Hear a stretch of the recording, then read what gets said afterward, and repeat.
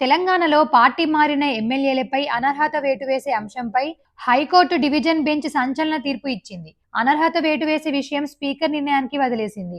Speaker నిర్ణయానికి కాల పరిమితి లేదని, కానీ రీజనబుల్ టైంలో స్పీకర్ నిర్ణయం తీసుకోవాలని కోరింది. దీంతో అనర్హత వేటు విషయంలో ఎమ్మెల్యేలకు ఊరట లభించినట్లు అయింది. కాగా గత అసెంబ్లీ ఎన్నికల్లో బీఆర్ఎస్ తరపున ఖైరతాబాద్ నుంచి దానం నాగేందర్, స్టేషన్ గన్పూర్ నుంచి కడియం శ్రీహరి, భద్రాచలం నుంచి తెల్లం వెంకట్రావు గెలుపొందారు. వీరంతా ఎన్నికల తర్వాత కాంగ్రెస్ లో చేరారు.